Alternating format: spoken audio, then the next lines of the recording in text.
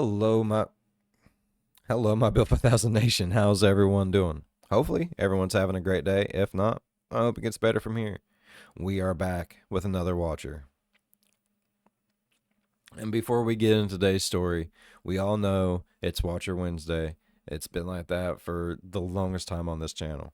And after they have done what they have done, I'm not condoning, I'm not endorsing what they've done. I know my feelings about what they're doing. I don't know what everyone else's feelings are about what they're doing, but I know what my feelings are about what they're doing. Now, I do still have a shitload of videos I have not done. Like, I have all the Are You Scared? And I still have some of the Too Many Spirits. If you guys want me to continue to react to them until those are done and then quit reacting to them altogether, I can completely do that. Trust me. It will not hurt my feelings at all. If you guys do not want me to continue, then I'm going to need some ideas to replace them. Things that something kind of like Watcher. I really enjoyed my puppet history. I like to laugh every once in a while. This channel is a kind of serious channel, and Watcher was my go-to laugh, you know? So if you guys still want me to continue to react to what is left, I can do that. I got like 39 more Are You Scared and like 12 more, if not more than that, of the Too Many Spirits. So we still have videos for a while. Like, they're only done once a week. So we still have videos for a while until we can figure out something else. I'm going to leave that up to you guys. Like I said, I know how I feel about what's going on. I don't know how you guys feel about it. If you guys are just like, no, we feel betrayed, we don't want you to react to them no more, that is 100% fine by me. We're just going to have to find something to take over that spot. All right? So, but if you guys do want me to continue to react to them, let me know. Just whichever way, let me know in the comments. We might even do a poll. I don't know yet. But like I said, I know how I feel about what's going on. I mean, they're grown men. It's their decision. It's not up to me to say if it's the right decision or not. I'm a 4,000 subscriber channel. I don't have a say in anything they do. So just let me know in the comments. But for as of right now, we're going to go ahead on with Watcher. This here is Are You Scared of Charles the Bear? So this might be the last Watcher we watch together. And then again, it might not. It's up to you guys. So like I said, let me know in the comments most definitely. All right. All that aside, I'm excited for today's story. I really do like the Are You Scared? I love being told like ghost stories and little spooky stories and shit.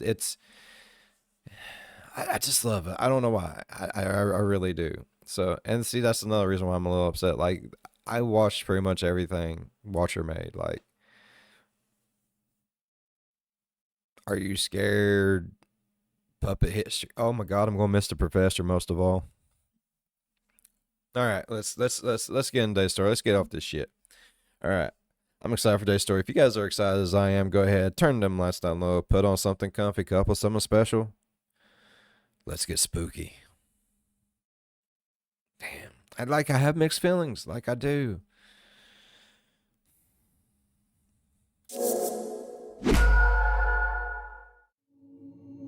This video contains content that some might find disturbing. Viewer discretion is advised. It's funny the meaning humans assign to objects or things. At the end of the day, they are lifeless, only existing how we want them to be. And yet, we attach emotion to them, and even personalities. So when our narrator receives an antique teddy bear... Why do we do that? Like, he's not wrong. Why do we do that? Like, okay. I have this. San Francisco 49ers. Joe Montana, number 16. Yes, I am a San Francisco 49ers fan. My grandfather was from California. His aunt actually had family members working for the San Francisco 49ers as like, different things on the team. Like they didn't play or nothing, but there was like different kinds of coaches and stuff like that. So I always got like a Christmas card from them. I have a signed football. It's put up inside my safe. Like, and anytime we'd go out and visit my papa's family, we'd always get to go to San Francisco 49ers football games, and I'd get to sit in the box. Like, it was the only time I actually felt like I was really, really special.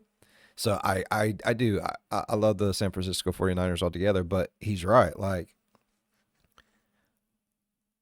I've had that since I was 10, and I am almost 39 now. Like, literally next month, I'll be 39. So, and it sits right here on my desk. Like, I don't go nowhere without it, and I have a miniature football helmet as well. Like, they sit right here, right there on my desk.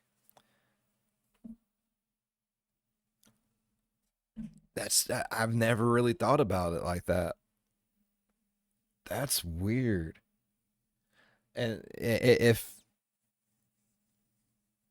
like when the kids come in and grab it off my desk or something, like I instantly know it's gone. As soon as I come in, I'm like, wait.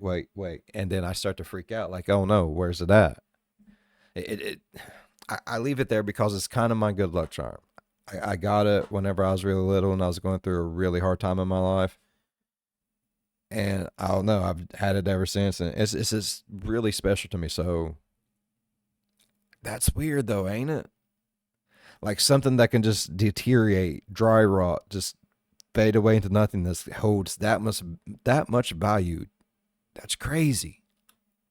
For her birthday, she immediately casts the bear in the role of friend. A quick, harmless judgment that may come with dire consequences. That's no bueno. I'm Ryan Bergara, and this is Are You Scared? A show where I tell my friend Shane Madej the internet's scariest stories that may or may not be true. Now, I have not read this story before, and neither has Shane. So lock your doors, turn off the lights, and let's see if we can make it until the end. Door is locked. Charles, the bear. It's not locked. Oh God. I had always loved unique things for as long as I can remember. It was almost like a hobby, collecting things from Victorian-era gas lamps to authentic saddle shoes from the 1950s. So, you can imagine how elated I was when for my 25th birthday, my boyfriend Eric surprised me with an antique teddy bear. Can we just comment really quickly on the Victorian-era gas lamps? Pretty sweet. Yeah. Oh, yeah, I was gonna go a different route. I guess I was gonna say lame, but sweet is lame. What about authentic saddle shoes? What does that even mean? I don't know what those are. I don't know. It sounds fun though. Saddle shoes. That's the ones that's got like the strip across the top of it like a saddle, right? That is a saddle shoe? I don't know. I gotta be honest, I was surprised when you said 25 years old because I was imagining this person was 60 easy. The bear itself looks like it's at least 70 years old, if not more. Eric, to my dismay, asked for no information about it from the shop owner, so I didn't get any specifics about it. The bear's fur, I'm assuming, was once a golden color, but with time has faded to a sort of muddy beige and feels more like sticky leather than fur. It has long, stiff limbs that have clearly each been sewn. Maybe that was like someone's puppy dog's humpy toy.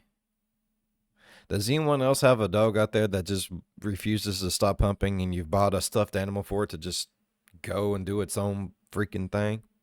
Maybe that was that. Maybe that's why it's so sticky.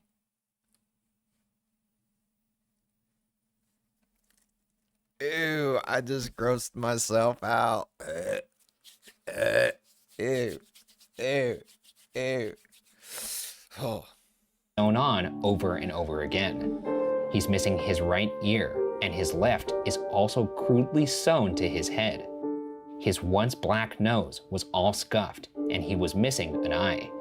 The other eye must have been replaced at some point because it seemed to be in very good condition compared to the rest of him. What a pleasure to own an object like that. Truly awful. I mean, I actually personally think a bear like this has character. I used to have a very strong affection towards items that had been clearly worn. Like when I was growing up, I always wanted a beat up car, like a very beat up junkyard van or something like that. I don't like the idea of a super old object because knowing that it's passed through hands of people who have probably lived long, full, sometimes painful maybe lives, and then they've died and gone into the dirt. And here I am with this teddy bear that, ugh.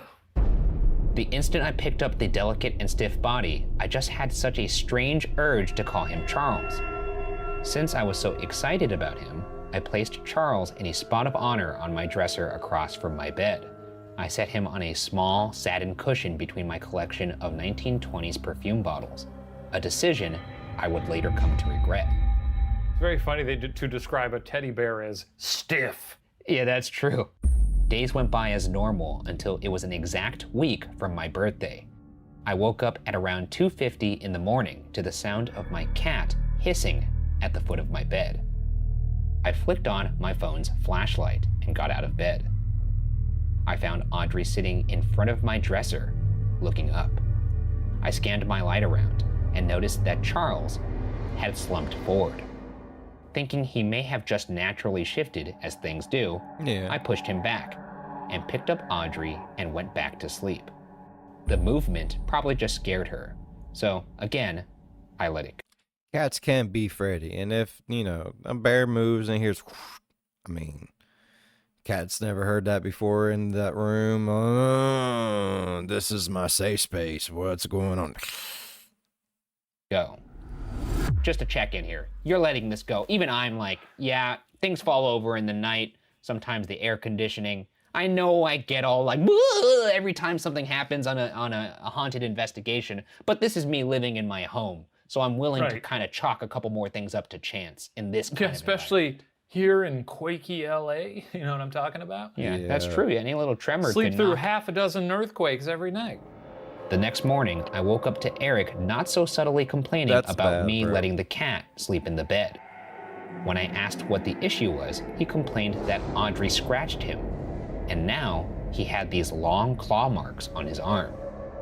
I'll admit that this freaked me out a tiny bit since Audrey is pretty small for a full-grown cat, and the scratches on his arm looked more like they should have come from a large dog. I'm not a cat owner. Is this normal to find scratches on yourself from a cat sleeping? Absolutely not. Eric doesn't know what he's talking about. By the way, where are you at? Barometer rise. Where's the wind starting to blow in this story? Supernatural, real? Fake. Well, it could also be supernatural and real. I don't think it can. Fake.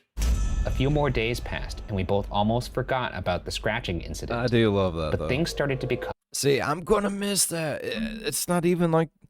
I'm gonna miss their chemistry that they have, man.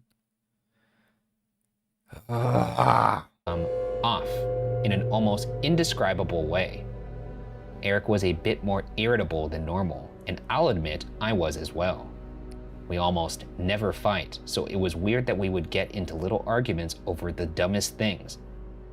Around this time was also when the nightmare started. I would wake up in a cold sweat at roughly the same time each night.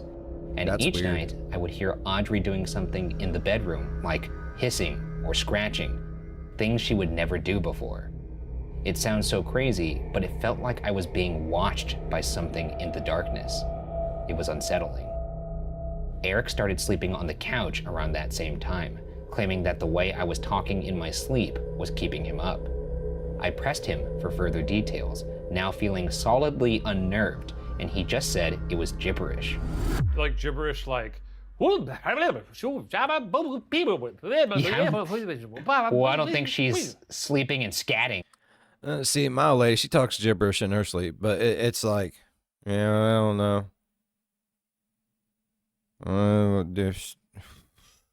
Yeah, we go there all the time. You know what I mean? Like, it's like that. Like, you know the words, but the words aren't fitting the sentences. At the same time, she wasn't there with like a fedora on. And then the cat on the cymbals. Get the jazz. Teddy bear comes in with the horn. Take it away, Charles. And Charlie on the axe. This prompted me to call my mother to ask if sleep talking was something I did as a child, and she said no, not that she could recall. At this point, I was now dreading going to sleep and wanted to know what was causing these new nocturnal issues. I convinced Eric to sleep in the bed that night and hoped I could somehow force myself to have a normal night's sleep. However, I woke up at nearly 4 in the morning to find Eric gone. Not only that, but Audrey was pacing at the foot of the bed, and there was a very strong, powdery smell in the room. I turned on the light, finding that Audrey wasn't actually on the bed at all, but rather sitting looking at the dresser. I told myself she hopped down while I was turning on the light. What was really alarming was the state of my dresser. The powdery smell was coming from the several smashed perfume bottles that Charles was laying haphazardly in the middle of. I stared at the scene in disbelief. I was sure I would have heard something like this happening, but apparently I slept right through it. Any rational person was going to blame my cat, or maybe even Eric for this. Hell, I wanted to blame them for this. But the second I saw everything, the first thought that struck in my head was one word. Charles. Charles. I know that sounds insane, but I wanted to blame the teddy bear. I love the little funny teddy bear. You know, he was like, well, I'll scratch up Eric, and then I'll just be a little stinker. That's true. I'm not gonna lie, pretty freaking creepy that she's like, I wish this cat would stop walking by my legs. Turns on the light, cat's not on the bed. That means that Charles, like you were saying, was just being a little shit, just like stomping around the bottom of her bed. A little stinker is all. Sure looks like you're trying to catch up on some Z's. Try doing it while I jump on the bed. He's a little stinky one. The next day, while Eric was at work, I bear. heard a knock at the door. I opened it to find my new neighbor, who I had yet to speak to. She was an older lady who just moved in with her son about a week ago across the hall. I figured that maybe she was just coming over to introduce herself, but she instead said something that shocked me to my core. She started out by saying, I know it's none of my business, but I really don't think you should let your son wander the halls at night. I politely told her that I don't have a son. She didn't seem to buy this, however. She went on to tell me she's watched the past 3 nights as a little boy, around 7 years old, comes out of my apartment, walks up and down the hall for about 20 minutes, then goes back into my apartment. At this point, I felt like vomiting. I asked her if she was positive that it was my apartment, to which she said, yes. She said she had been watching for several nights, wondering if she should say something. Apparently, the little boy looks rather sickly, and she was concerned for his well-being. No one likes a nosy neighbor, I'll say that. No. Right. You keep things on your side of the fence and I'll keep mine. I'd be like, you watched my doorway for 3 nights, you sicko? There had to be some explanation. Nothing like this had ever happened before, but I wasn't going to be thinking with a clear head while in the apartment. So I put Audrey in a carrier and decided to go spend the day with my parents since I had the day off anyway. While I was away, I got a text from Eric saying he would be out late on a business dinner. So when I got back home, I knew he wouldn't be there. Walking into the apartment, my entire mood shifted. I walked into the small kitchenette and flipped on the lights, only to find Charles sitting at the small kitchen table like a little person. I I love Charles. He's a funny guy. It's a funny thing for him to do. He has a sense of humor. I'm still scared shitless by this, but I would also start to think maybe there's something else at play here in terms of like maybe Eric just moved him there and thought it would be cute.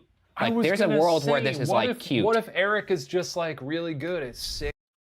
What if the cat's just dragging it around, just licking it, and leaving it in random places?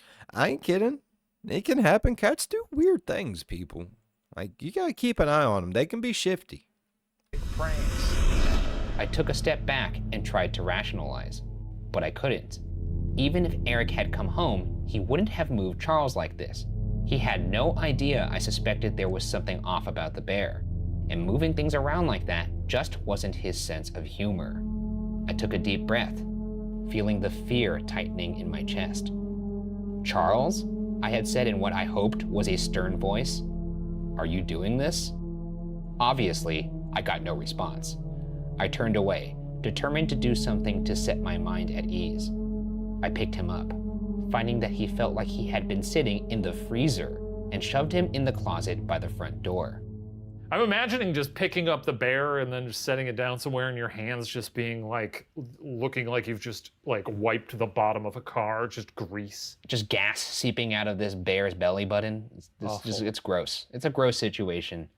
Feeling slightly better with him out of sight, I flipped on the TV and tried to zone out for a few hours. But then, the scratching started. At first, I just thought it was Audrey scratching at her post. But then I looked to the side and saw that she was curled up, asleep on the arm of the couch. I muted the TV, thinking maybe it could have been something in the hall. But no, it was coming from the closet. Burn it. If you're the kind of person who believes this, and you've really got it in your head that this stupid little teddy bear is the devil or whatever, set it on fire. Take it out to a field, douse it in gasoline, and set it on fire. Do it right away. What, you're too attached to this shitty beef jerky teddy bear to the point that it's going to scratch? It scratched her boyfriend. Well, a couple things here. She's still not sure if it's the teddy bear. She seems to be the type that is very skeptical and is trying to rationalize what is actually going on. Also, this was a gift from her boyfriend who she's having a little trouble with right now. I don't know if setting it on fire and saying, well, I think it was possessed is the best course of action. I mean, it seems like a lot of the trouble is stemming from the bear. Am I right? If he loves her, he'll understand. Burn that motherfucker. Issue, so... Well, now it sounds like you might be a bit of a believer. Yes, I believe this teddy bear is the devil. I picked up Audrey and took her to the bedroom, wanting to put a bit of distance between us and the hall closet. Flipping on the lights to my bedroom, I ended up facing down the impossible. Charles was sitting smack in the middle of my bed. His head turned slightly so his one good eye was aimed directly at my face. I was sure I started screaming at that point. Go to the left so my one good eye can get you. I mean, that's scary. I'm just imagining someone opening a door and seeing a teddy bear on a bed and going,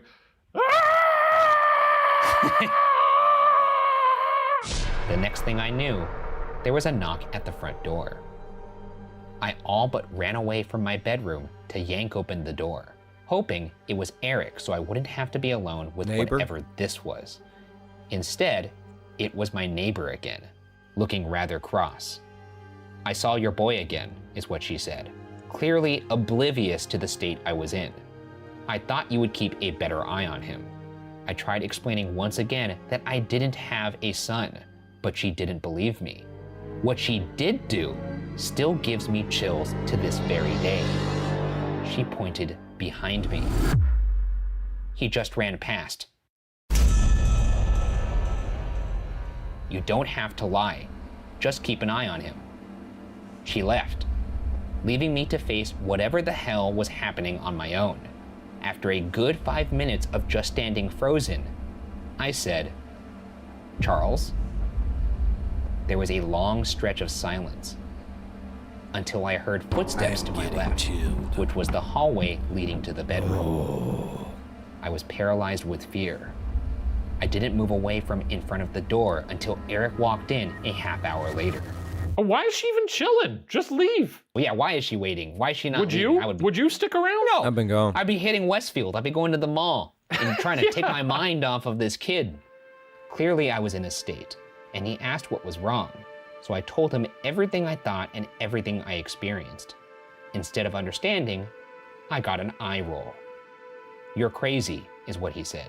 "I got you a little teddy bear, something children play with. If you don't like it, take it back."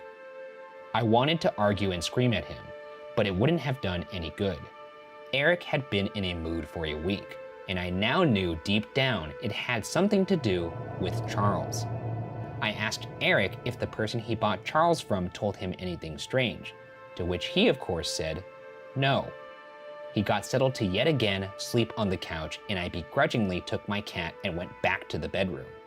Charles was still on my bed, so I yet again picked him up and put him in a different closet.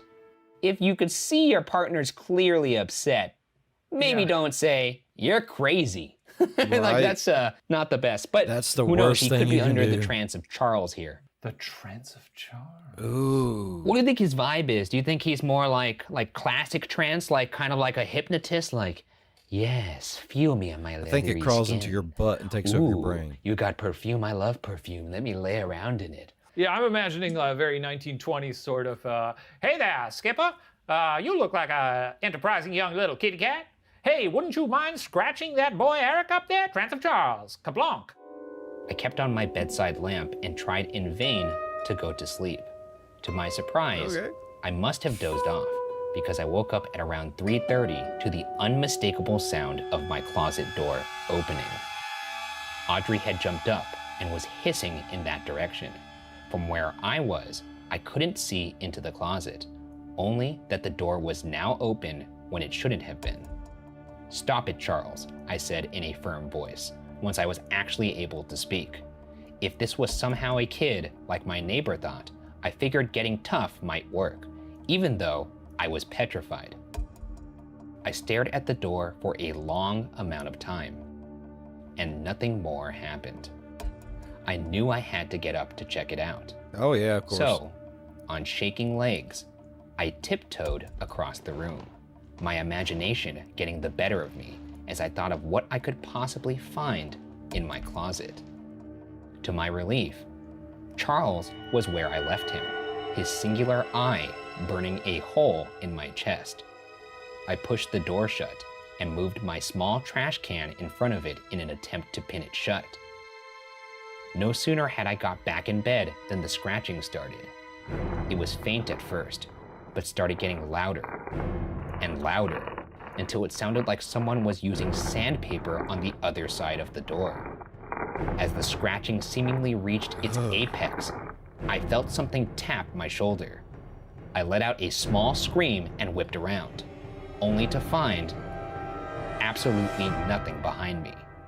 But thankfully, the scratching stopped after that, though I was not able to sleep for the rest of the night. I feel like Charles Yeah. really needed to maybe workshop his haunt approach here Right. a little bit more. It's sloppy. Yeah, he was really hitting hard in the first couple innings here, but now I feel like he's kind of dropped off. Maybe at the top of this, he was planning on going full scratch. Just like, I see that big tall Eric, man. I'm going to scratch him. I'll scratch him till the cows come home. Suddenly, Eric's peacing out and sleeping over there on the couch. And he's like, well, I guess he doesn't want to be a part of this. So, what if there's a boy? Yeah, he's got the yips here. And I feel bad for him. Kind of reminds me of Mike and Sully in Monsters, Inc. They got their mojo taken away and they can't scare these people. Funny guys, yeah. Once an acceptable morning hour hit, I gathered up the courage to take Charles out of the closet. I all but threw him on Eric, which startled him awake. I told him to take it back to where he found it and not take no for an answer. He yet again called me crazy, but he agreed. I could have sworn as I watched him walk out the door with the bear, I heard a little kid crying somewhere. The bear glared at me with its glassy eye until the door was shut. Then the crying stopped. I felt like I could breathe again. Things went back to normal almost instantaneously. Even Eric seemed to be back to his normal self once he came home. Maybe I was crazy. Maybe I blew something completely out of proportion. but the nightmares and the irritability and the talking in my sleep all stopped. Audrey was no longer hissing at things, and my neighbor never once asked me about my son again. While I was relieved things were normal once again, I couldn't help but feel slightly guilty. I couldn't help but wonder if someone else bought Charles, and if they experienced the same things I did. Maybe I should have done more than let him go back on the market. If you've recently purchased an antique teddy bear and things in your home no longer feel right, I am truly sorry. Maybe take this as a warning. You aren't crazy. It's the bear. Get him out of your house. Ooh, that gave me goosebumps. Are you scared? Okay, so now we find out if this story is experienced or imagined. Experienced. Charles the Bear was submitted to us for this show by Haley Golaszewski and is an imagined story. Damn. Sorry if I butchered your last name there. So this was fictional, not real. Whew. What a relief. You don't have to worry about a little bear out there with some big ideas, stomping around your room, asking for bacon. In the world where this was real, in the funny little make-believe world where possessed bears are a thing, I gotta be honest, I'm rooting for the little fella. Yeah, he seems like he has a promising career of hunting to come. He didn't really do anything too crazy. He terrorized without really physically harming anybody, which I appreciated. That is sweet of him. If you wanted to really physically harm, I could see maybe chewing off someone's belly button would be kind of funny, or chewing off a thumb would be funny. There's some crazy imagery in here that I would like to not think about as I go to sleep, especially just a sickly little boy running around my apartment that I didn't know about. Just don't like it. Anyways, that does it for this tale. Yeah. Good night. Good night. Don't let your teddy bears bite.